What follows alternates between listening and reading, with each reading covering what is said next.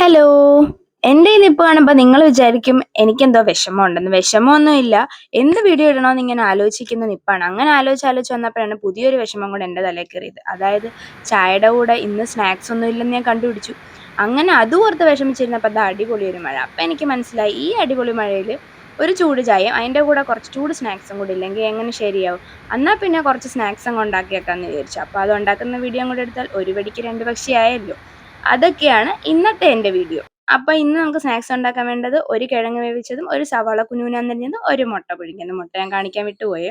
അപ്പോൾ ഇതിൻ്റെ ഇടയ്ക്ക് ഞാൻ വിചാരിച്ചെന്നാൽ പാലും കൂടെ അങ്ങ് അടുപ്പേൽ വെക്കാം. അപ്പോൾ ചായയാവും അതേ സമയത്ത് തന്നെ സ്നാക്സും റെഡിയാവും. നമുക്കിപ്പോൾ രണ്ടും കൂടെ കഴിക്കാമല്ലോ.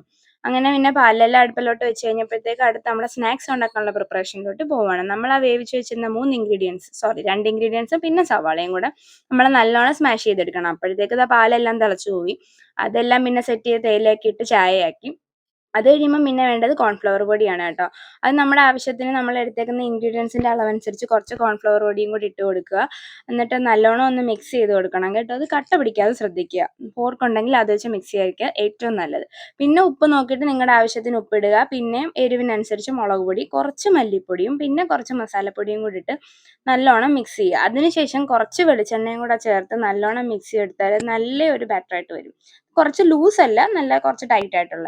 എന്നിട്ട് ഇത് കുറച്ച് റൗണ്ട് ബോൾ ആക്കിയിട്ട് ഇത് ചൂടുള്ള എണ്ണയിൽ ഇങ്ങനെ മുരിച്ചെടുക്കണം. കാണാൻ വലിയ ലുക്കില്ലെങ്കിലും ഉണ്ടാക്കി വന്നിട്ട് പിന്നെ കഴിച്ചപ്പോൾ അത് അടിപൊളിയായിരുന്നു കേട്ടോ. ഇതിൻ്റെ കൂടെ ടൊമാറ്റോ കെച്ചപ്പ് ഉണ്ടെങ്കിൽ അതിലും സൂപ്പർ. അപ്പം നിങ്ങൾ എല്ലാവരും ട്രൈ ചെയ്ത് നോക്കണം കേട്ടോ. കുറച്ച് കറി ലീവ്സും കൂടെ ഒക്കെ നമ്മളിങ്ങനെ ഇട്ടാൽ അതിലും നല്ലതായിരിക്കും. അങ്ങനെ പിന്നെ ചായയും കുടിച്ച് അതും എല്ലാം കഴിച്ച് കഴിഞ്ഞപ്പോൾ വെളിയിൽ വന്ന് കുറച്ച് നേരം മഴയൊക്കെ ആസ്വദിച്ചു.